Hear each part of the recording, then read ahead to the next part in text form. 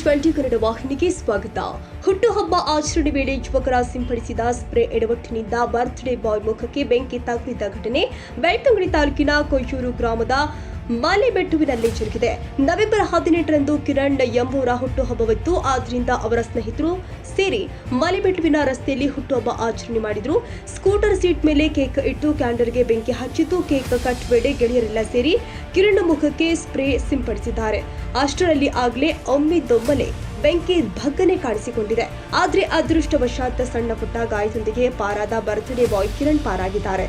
ಯುವಕರ ಹುಚ್ಚಾಟದಿಂದ ಭಾರಿ ಅನಾಹುತವನ್ನು ತಪ್ಪಿದಂತಾಗಿದೆ. ಘಟನೆಯ 10 ಸೆಕೆಂಡ್ನ ವಿಡಿಯೋ ಈಗ ಸದ್ಯ ಎಲ್ಲೆಡೆ ವೈರಲ್ ಆಗ್ತಾ ಇದೆ.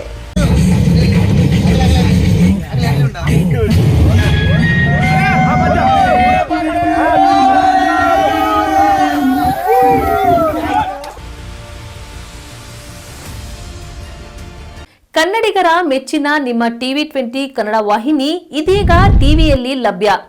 ಕರ್ನಾಟಕ ಮತ್ತು ದೇಶ ವಿದೇಶದ 360 ಡಿಗ್ರಿ ಸುದ್ದಿ ವಿವರವನ್ನ ಪಡೆಯುವುದಕ್ಕೆ TV20 ವಾಹಿನಿಯನ್ನು ಲೈಕ್ ಮಾಡಿ, ವಿಡಿಯೋಗಳನ್ನು ಶೇರ್ ಮಾಡಿ, ಕಮೆಂಟ್ ಮಾಡಿ, ಸಬ್ಸ್ಕ್ರೈಬ್ ಮಾಡಿ.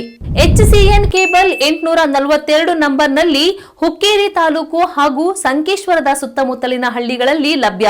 PCN ಕೇಬಲ್ 129 ನಂಬರ್ನಲ್ಲಿ ಹಾರುಗೆರೆ ಸುತ್ತಮುತ್ತಲಿನ ಹಳ್ಳಿಗಳಲ್ಲಿ ಲಭ್ಯ. ರಾಯಬಾಗ್ ಡಿಜಿಟಲ್ ಚಾನೆಲ್ ಕೇಬಲ್ 80ನೇ ನಂಬರ್ನಲ್ಲಿ ರಾಯಬಾಗ ತಾಲೂಕಿನ ಸುತ್ತಮುತ್ತಲಿನ ಹಳ್ಳಿಗಳಲ್ಲಿ ಲಭ್ಯ.